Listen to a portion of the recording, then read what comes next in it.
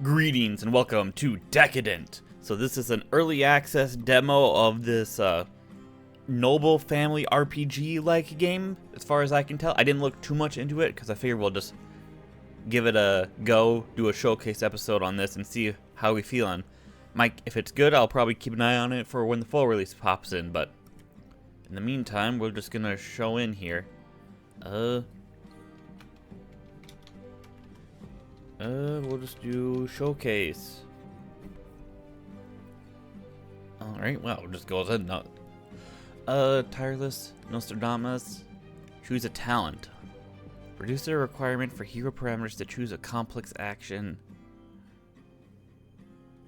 Let's do Nostradamus. Foresee the consequences of choices. Sure.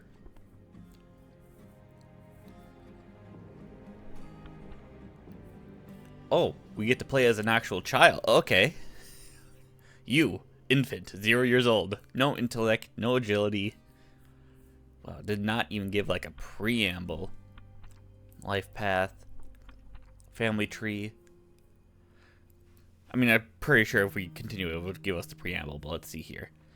The old noble Kursanov family traces its records back to the 16th century, when one of the founders of the family, Oprichnik Ivan Kursanov, was honored by the Tsar Ivan the Terrible for his valiant service. The family has shrunk to a small family. Ilya, head of the Kursanov, a combat officer, hero of the Turkish War. Strict, strong-willed, loyal to the Empire, deeply hates turmoil. So this is during the, as far as I know, we play in the Russian, or as a Russian aristocrat. Before the fall of, the Tsars and all that. The old noble Kursanov traces its records back to the 16th century. Alright, doesn't give us anything. Elder sister, educated, goal-oriented, ready to sacrifice everything for her ideals. Meet your cousin in the second act. And us. Your alter ego. Our Emperor. Alexander III, Minister of War. Head of the War Ministry, Chairman of the State Council. Society, anarchy, economy, Tsarism. Characters. Well-educated, a born teacher, speaks 3 languages. Yep. Oh. Emperor Alexander Alexandrovich Romanov. Grandson of Emperor Nicholas I. The Peacemaker, eh? Capital of the Russian Empire. Alright. All your achievements are ahead. You haven't been born yet, but today a new family member will appear in the family of the hereditary nobles, the Kursanov. Like any baby, you don't know or can't do anything. Through your actions, you will shape your own personality. What kind of child will you be? Soon you will have to make your first decision. You can learn several foreign. Chance to learn horseback riding. You can save a dog. Alright, you know what? Let's just go. You will be born and live your life. In the tragic period of the Russian Empire's history, you will witness with your own eyes how the largest state in the world within the lifespan of one generation walked a path to an abyss that engulfed the lives of millions. Decadent in Russia is the time of the Empire's decline. Try to be in the shoes of a nobleman of the late 19th century, from his birth to the beginnings of the Russian Revolution. The fate of your hero and the mark in history that he will leave depend on the decisions you will make. To cope with the trials, you have to sacrifice something. As in real life, your choice opens some doors and closes others.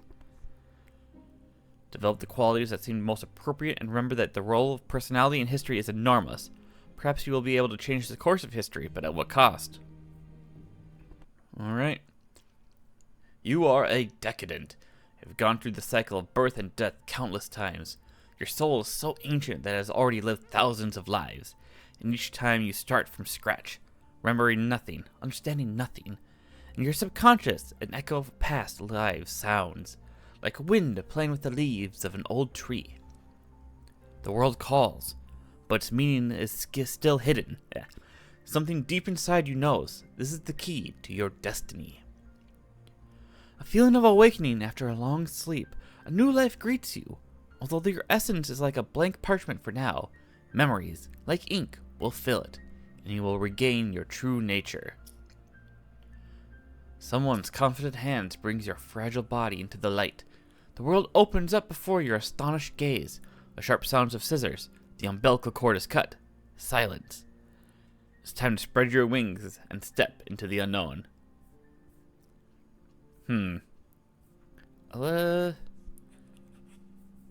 Perseverance +5. Base characteristic. So this is the Nostradamus. So this is probably a good one for us to pick, I guess, for our showcase here. Develops during childhood and adolescence. Grants the ability to consistently and firmly achieve set goals. Alright, and if we chose aloof. Empathy. Base characteristic. Develops during childhood and adolescence. We're going to stay silent. Your gaze is fixed on the ceiling. You're not breathing. 5 seconds. 10. A hum gradually fills your ears. Suddenly, you're turned over and given a slap on the bottom. A convulsive breath. The doctor looks puzzled, listens to your breathing, then hands you over to the midwife and goes to your mother. Someone's hands warmly wrap you up and carry you away. Before falling asleep, you notice two figures nearby. A large man and a teenage girl. The girl whispers, "Father has been waiting for you for 13 years, little brother, and so have I." Alright. You don't remember anything from your past. In your consciousness, only one world swirls, fading. Decadent. You hope that in the future you will be able to recover your memories and your true personality. For now, you have only one option: to grow, develop, and learn everything anew. But you are sure that you will cope with these tasks much faster than an ordinary child. So we've been isekai'd, basically. First year is just a haze of unconsciousness. Your sensations are fleeting warmth, cold, hunger, and satiety. Satiety. Yeah, I can't. I know satiate. I don't know how to pronounce that. Satiety. These are simply cycles of sleep and food. The world becomes clear. Faces gain features. Here's Mom with her gentle hands and light hair. And this is the nanny in puffy clothes. She dresses and feeds you. You learn quickly. You hold, and then throw a rattle. You sit up on your own. You fall while trying to stand. Your legs are still weak. Months pass. You've learned to walk early, unsteadily, but you step across the room. Nanny Varvara and Sister Olga help. Olga, with her black curls and serious green eyes, often plays with you and dresses you up in frocks. Father's footsteps thunder through the house. He seems very stern. His every word in this family is law. One day, Father announces the arrival of a photographer. The family needs to be captured in full. Everyone is excited. The nanny suggests you choose who to stand next to in the family portrait. Father is authoritative. Mother is caring. Olga is playful. For now, you stand next to the nanny. Your choice will determine whose relationship you want to improve. The family looks at you. +1 to father. We're gonna run to our sister. You decisively run to Olga, pushing away the nanny's hand. Olga smiles and her eyes shine with joy. The moment is forever in your memory. Your sister hugs you. Her hair tickles and makes you laugh. Everyone is distracted. Retakes the picture, but the air is still filled with fun and joy. Your bond with your sister grows stronger. Olga complains to you about the servants, and parents share secrets, and even tells you about her personal diary. You gave her an oath to keep the secret. And we keep spending time with our sister.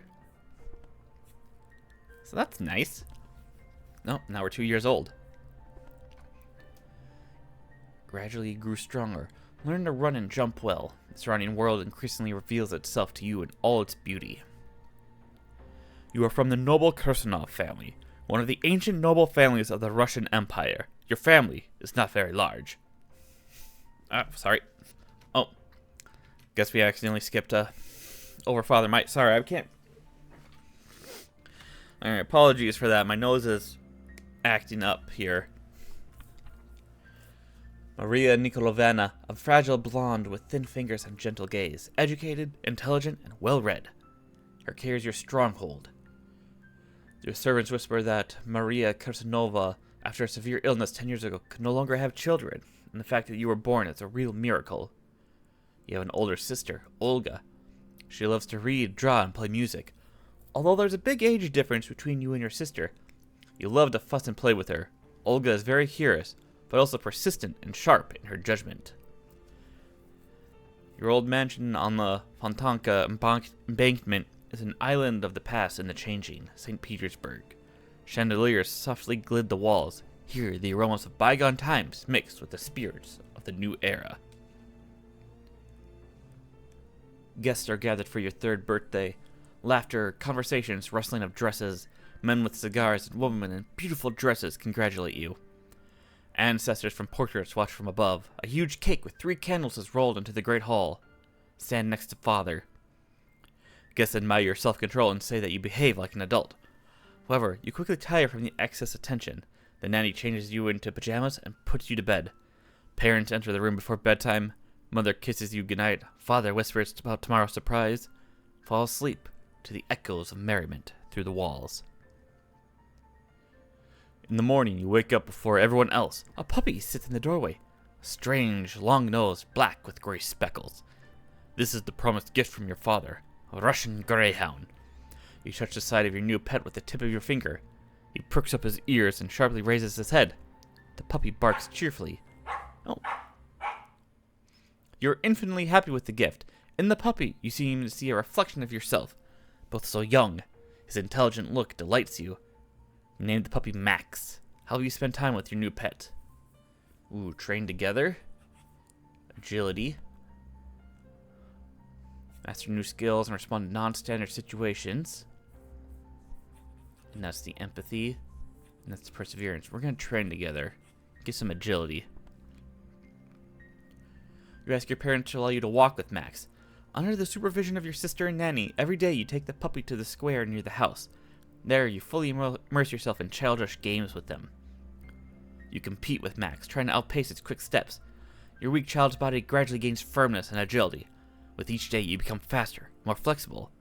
The Russian greyhound also grows, becoming more beautiful and graceful, a living sculpture of Russian pride. Alright. Still don't have a name. Father's rarely home now. He's received a new position in the war ministry. Family gathers together only on Saturday mornings for breakfast, and on Sundays at church. Saturday morning, the sun is shining outside. The smell of freshly brewed coffee and pastry fills the house with coziness. The tablecloth is adorned with delicacies, vatrushkas, pastries, ham. Mother drinks Turkish coffee. You and her sister pour tea with milk.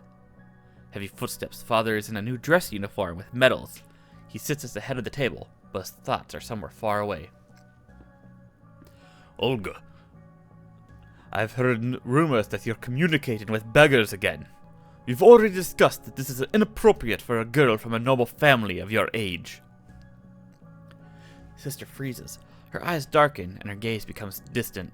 Father, we've also discussed that if I could help the poor, it's a Christian virtue. Father's face darkens. It's dangerous. I strictly forbade you to communicate with vagrants. There are many nihilists and anarchists among them. Just yesterday, you were seen in the company of some ragamuffin. Did you violate my prohibition? An argument flares up. The servant fearfully drops a plate when Father bangs his fist. Olga, you will be punished. You've broken my trust. I forbid you to go out alone. Sister runs to her room in tears. The servant picks up the pieces of the plate from the floor. Parents leave. You go to Olga. Olga's face reflected in mirrors covered with tears. Next to her diary with notes about the beggar woman.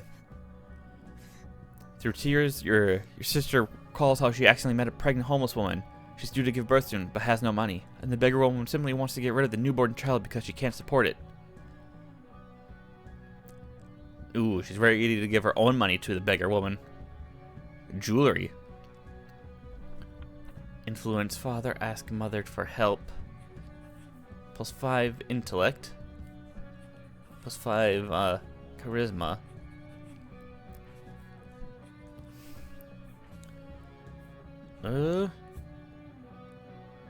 Let's influence father. You ask your sister to wait. Your father is strict, but suddenly you will be able to convince him. House is in the twilight. The shadows seem more mysterious, and the old portraits on the walls seem to be watching you. Approach your mother by the fireplace. Her face is illuminated by the warmth. You ask your mother for help so that together you can influence your father's decision. The voice sounds firm, like an adult. Sister just wanted to help and save the defenseless child. Listens attentively to the story about the beggar woman. Oh. Reading from a book, trying to convince him. Evening, a tired father returns home. Mom meets him and asks him to go to the library. You're small, but full of determination. Stand before him. Your voice sounds firm. Father needs to listen to you. Father is making a mistake that can still be corrected. The words of philosophers and poets flow like water, as if you are the very embodiment of wisdom. He's shocked, eyes widen in amazement. You have deeply touched him. After your speech, silence fills the room. Then he suddenly smiles and hugs you. Her voice wise and compassionate. Dear, it seems that at breakfast, Olenka didn't have time to tell everything she wanted. Maybe we should gather together and understand more deeply what motivated her actions. Perhaps we will discover circumstances that justify her choice. Olenka? I thought her sister was Olga. Yeah, Olga. And tells a story. Olenka, I'm proud that my daughter has such a kind heart. We will provide help, but the jewelry will stay with you. Tomorrow, go with your mother and Stepan to the bridge. Stepan will provide the necessary amount. Olga, her mother, and the clerk Stepan go to the Anichkov bridge, but something goes wrong. The beggar woman, seeing Olga's not alone, quickly runs away. Olga is upset. She walks around depressed and refuses to play with you. A few days later, father announces that he's allocated a substantial sum for the local orphanage. Olga gratefully hugs him. Once again, filled with warmth and love, you've learned a valuable lesson from the story.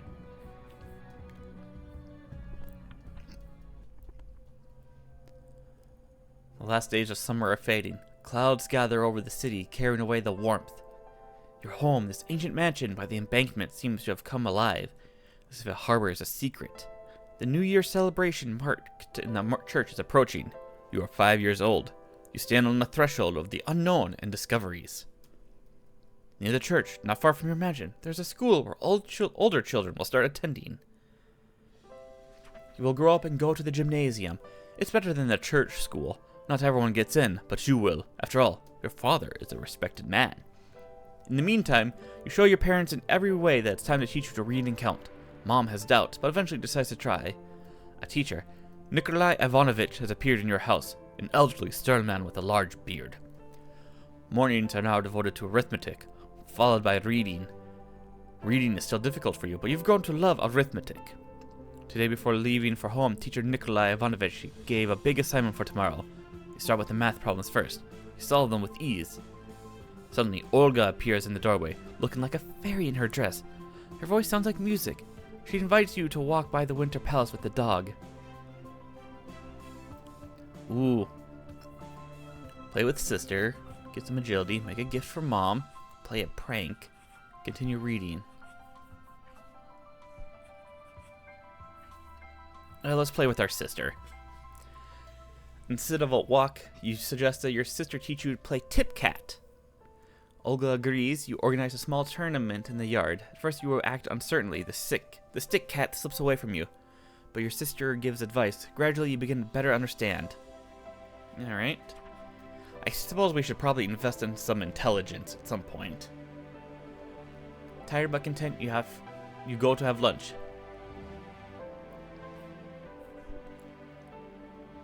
Alright. St. Petersburg. You've recently turned 5 years old. You've grown older and learned a lot. Father still disappears into the war ministry, and mother maintains comfort. Lately, your sister has been playing with you less often. She leaves home more frequently, enters high society, visits the ladies' salons and circles. Mother whispers, Olga seriously likes a student, Alexander Ulyanov. Olga was so infatuated with Ulyanov that she managed to persuade her mother to give permission to attend the student circle. Jealousy torments you. You swear to train the dog Max so that he would bite Ulyanov's leg when they meet. This thought warms you. You'll remember this day forever. From the morning, anxiety doesn't leave you. First, father left in a hurry, then mother pale and silent. Olenka is not here. The feeling that something is wrong grows. Late evening, it's dark outside. After dinner alone, you run to the living room. Reading doesn't help. You can't concentrate on the text. The nursery is dimly lit. Candles are burning. You can hear the steady breathing of the dog on the bed. You recognize arguing voices, father and mother. Should you go to your father's study? But what if no one is there? Maybe it's better to stay in bed. The bed seems safer.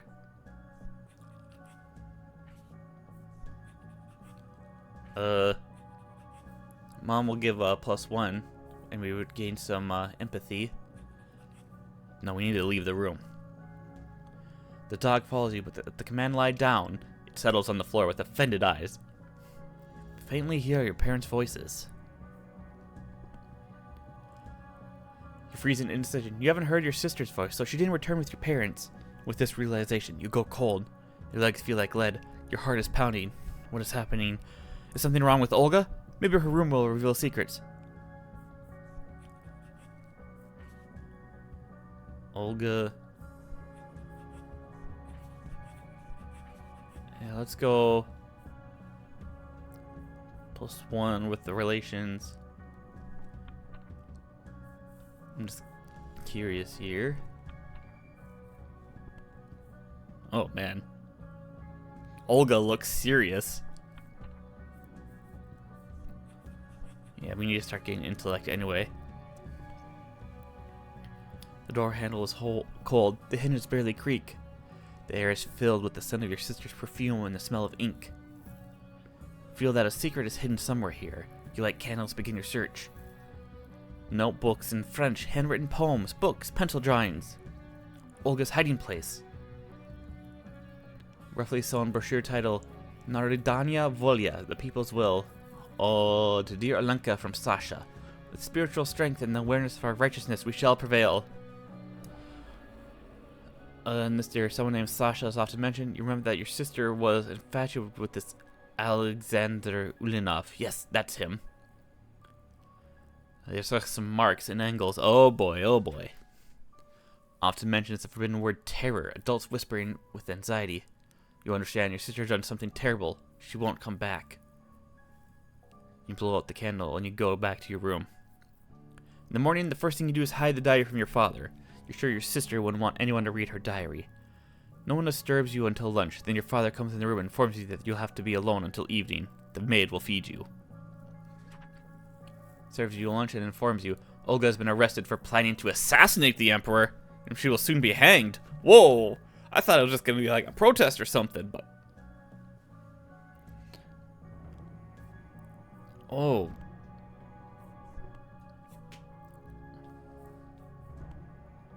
Oh boy.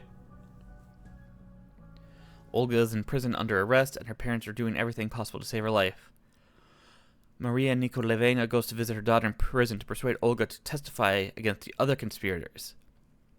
Father, with great difficulty, obtains an audience with Emperor Alexander III. A noble and just man shows pity for the family of a brave officer.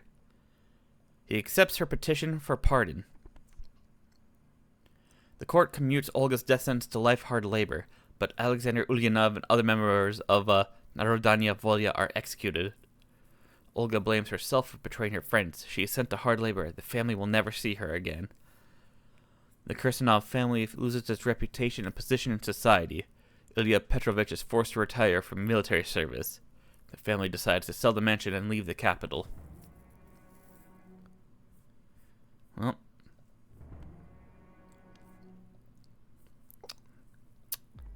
I didn't do anything. Why is he antagonistic to the 5-year-old? Dark times are coming. Changes await the family. The closer the departure, more bustle, the tension, and chaos reign.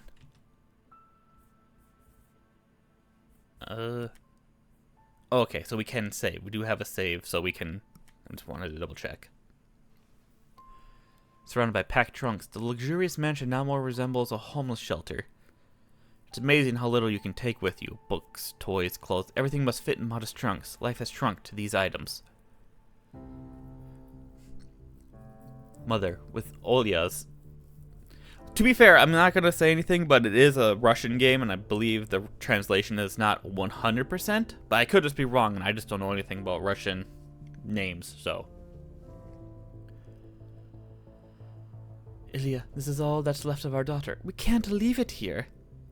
We already have to leave so much behind. I don't want the past to haunt us in our new home. But are all these books by little-known scribbles of the last century more important than Olenka's mementos? She's still our daughter. I've been collecting this collection for many years. Some of the books I inherited from my... I've been collecting this collection for many years.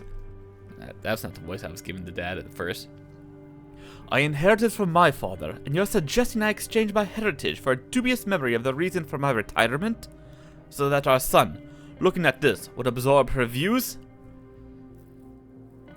You find yourself at the epicenter of a storm of emotions. Your sister's actions continue to eat away at the family. Your heart is torn apart. +1 empathy, +5 intellect. Family relations. Burn sister's things. Find a new owner.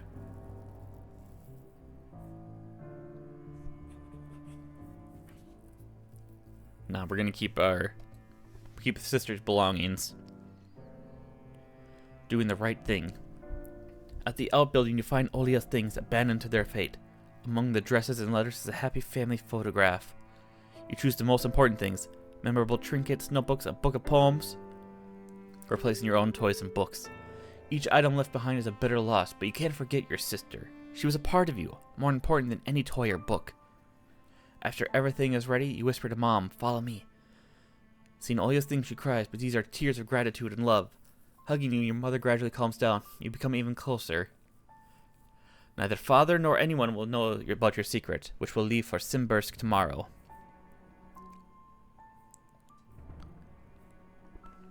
Today you're leaving home. Forever. The morning seems especially gloomy, the sun hidden by clouds. Your mansion on the Fontanka grows smaller with each turn of the wheels. The locomotive is like an ominous guardian of the platform, a huge monster of steel and steam. On the hard bench you huddle against the cold. Next to you is your dog, the only cheerful creature in your company. Without Olga, despair and loneliness penetrate deeper. Read a book.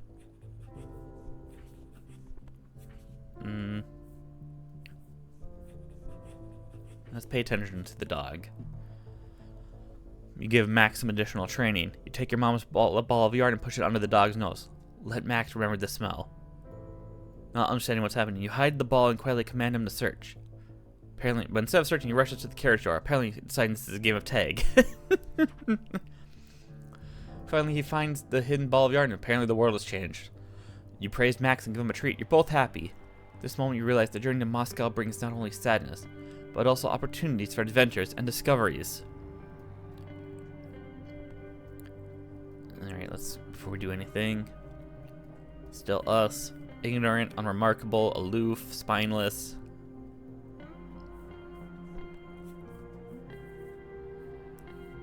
Fatigue.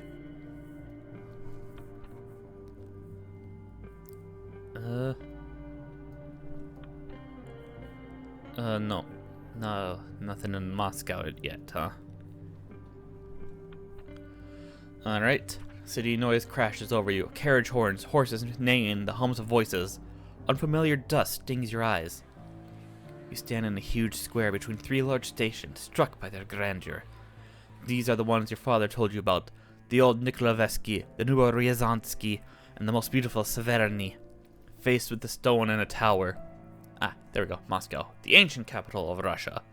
Founded in 1147, the second largest city in the empire. Alright, you know what? Just a quick question, if anyone has been there or no, which one would you rather live right now? I know Russia is kind of a hot topic nowadays, but still. St. Petersburg or Moscow? Let me know, I would like to hear more about these cities if you've got any personal experience. Parents have disappeared, leaving you alone in this anthill. Panic approaches. You look around, hoping to see your parents, but they're nowhere to be seen. What do? Where do you go? You remember your father's advice. Main thing is to stay calm. Climb to the high point. Yeah, we'll climb to a high point. Max is still not good at tracking by scent. You reasonably assume that in such a situation you'll have to rely only on yourself. Your heart is pounding, tears in your eyes, but there's no time to give in to fear. You quickly climb up the wrought iron patterns. Your eyes momentarily meet the figures of your parents disappearing into the doors of the Ryansky station. Alright. Max happily bounces. The station doors fear, what if you lose them again? But a guard points you to the ticket office hall. There, your parents are arguing at the windows, as if they hadn't lost you. You cough, interrupting the argument. Your parents look at you searchingly. You explain the situation. Mom hugs you. Father exhales. But a bitter thought doesn't leave. How much did they forget about you to lose you? Your long train journey comes to an end. You've reached the final station. The train doesn't go any further. After the grandeur of Petersburg and Moscow, Sierzan seems shabby. Low houses, wooden buildings. Father stops the carriage at a hotel on the outskirts. It looks better than the others. Despite being on the outskirts, the hotel is cozy. Tasty food, clean beds, and a long-awaited bath. Mom is rested, cheered up. Father also seems calmer. You guys can be let out for a walk with Max. Your parents smile and allow you to play in the backyard. From the street, you can hear the clatter of wheels, neighing, cries of barkers. You understand, the journey is almost complete. Not much left. Joyfully runs around the backyard. You pet him. He licks your face. You've been together on the road for so long. Now a new home and new adventures lie ahead. The dog is not nearby. You rush. Max is running along the road, sniffing the grass. About to calm. Suddenly a carriage flies out from around the corner. The horses snort, and Max, startled, jumps back and barks. With mad courage, rushes forward. Time freezes. Ooh, okay. Fatigue. No more than 8. Wait. Remove the dog from the road. Agility. Fatigue. Perseverance. Try to stop the carriage. You need to stop the carriage. You rush towards it, crying out in desperation. Tears blur your vision. The onlookers stare. Women scream. You run on the hot road in front of the wheels and shield the dog with your body. The neighing of horses mixes with your cries. Then darkness falls. When you come to, you find yourself lying in a hotel room. Your shoulder burns like fire. Your arm is bandaged and twitch convulsively from pain. You groan. You notice Max beside you, alive and unharmed. Through the pain, you smile joyfully. Mom helps you drink some water. Sleep envelops you. You wake up to the sound of your father's footsteps, who has come to check on your health. Hours pass, or days. Alright, world gradually becomes clear. You've been living in the hotel for a week now. Main thing is, Max is nearby, alive and healthy, and wounds heal with time. Alright. We still have lots of power. See if we can get rid of the fatigue at some point. Dealing with some matters. When you start getting out of bed and the fever subsides, your parents begin to talk about continuing the journey. Waits a little and begins to speak. I've settled with the horse. I keep changing the voice for him. I've settled things with the horses. We can leave tonight, and then we'll be in Simbirsk by dawn, the day after tomorrow. Marussia. We need to prepare our son. We're leaving before sunset. But, Ilya, wait. You remember what the innkeeper told us about bandits operating near Sierzan? They attack at night. Maybe we should wait until morning. These are just rumors, Marussia. They're making a mountain out of a molehill to raise prices. If we don't go, someone else will. And tomorrow there may be no free horse at all. As they're expecting high-ranking officials passing through, they'll take them all. Furrowing his brow, his father looks at Mother, his gaze poorly concealing irritation. You sigh quickly. The argument is starting again. The atmosphere thickens. Who does support? You want to leave soon. You're already tired of the inn. But what if the danger is real? Then it would be wiser to wait. On the other hand, what if Father is right, and these are all empty fears?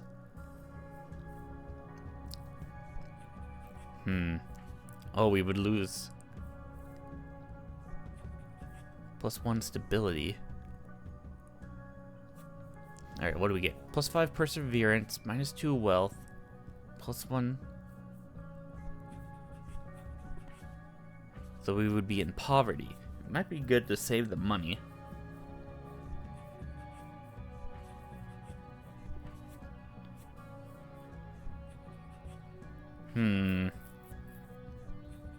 Let's wait until morning. You're also uneasy about the thought of a night journey. It's better to wait an extra day or two, but to ensure everyone's safety. Your parents look at you and nod. It seems the storm has passed. Fatigue washes over you. You lie down on the bed. Mom happily notes that they can leave immediately and without risk. Father reluctantly agrees. You get into the carriage. The coachman urges the horses on. The road goes through the forest. Ahead on the roadside, you notice an overturned carriage. Next to it stands a coachman and an elderly pale man. They look frightened. They were attacked by robbers. They left last night and were robbed on this road. Everything he had was taken. Thank God, at least they're alive. You exchange glances with your parents. The mother's fears were not in vain. If you had left yesterday evening, the same thing could have happened to you. Father firmly presses his lips and offers the victim to travel with you to Simbursk. You sit down, all three of you closer to each other. Father leans in towards you and whispers quietly. Thank you for being able to persuade me yesterday. I'm proud to have such a smart and prudent son. Alright, now it looks like we're 6 years old. The Imperial train crashes. The car with the Imperial dining room in which Emperor Alexander III was with his family and entourage was completely destroyed. The Emperor, who possesses extraordinary strength, held the roof of the car on his shoulders while the family and other victims climbed out. The Empress's left hand is bruised. The back of the 6-year-old Grand Duchess Olga, who was thrown out the window onto a steep embankment, is injured. Emperor himself suffered from a bruised back. Total of 68 people were injured in the crash, of which 21 people died. The rescue of the Imperial family is officially recognized as miraculous. In the Emperor's family, they talk about a possible terrorist attack. Officially, the investigation could not identify the causes of the accident. The health was significantly shaken. So we're either in balance or trust. A year in Simbursk has flown by. The family is slowly getting used to the new life. Your new house is beautiful on the outside, but inside old and cold. The food has become simpler. Mom has to be more modest in spending, and there are now only 2 servants. Your parents' life narrows down to home and church. It's hard for you to find friends. Your parents have changed a lot. They control your every step. Mom worries, and Father gets angry if something is not right. Ilya Petrovich takes it to heart when 2 respected teachers refuse the offer to teach his son. He locks himself in his study, refusing to come out. In the end, Mom decides to teach you herself. Her lessons are more interesting and livelier than before. She explained grammar rules clearly and doesn't move on until you understand the material. One day, you ask your mom why no one visits you, and why you stand apart from everyone in church. Local society rejects their family. Father takes it hard and tries to forget. You listen with sadness, not understanding how the action of one person can affect the family so much. Time passes. Right now we're in Simbursk. Situated on the banks of the Volga River, it was founded in 1648 as the Fortress of Simbursk. Alright, and you know what? We're gonna end it here for this episode of the showcase. I was not expecting it to be this long, but I guess 2 episodes or even 3, depending on when the demo ends. I don't know when, so it could be a shorter episode next time, but we've been recording for about 40 minutes now. So let's, yeah, perfect. Child, 6 years. So we'll end it here. I hope you guys enjoyed this, little showcase here. Let me know your guys' thoughts, and check everything else on the channel. Leave a like if you like, leave a dislike if you dislike, but tell me why, and I shall see you all later.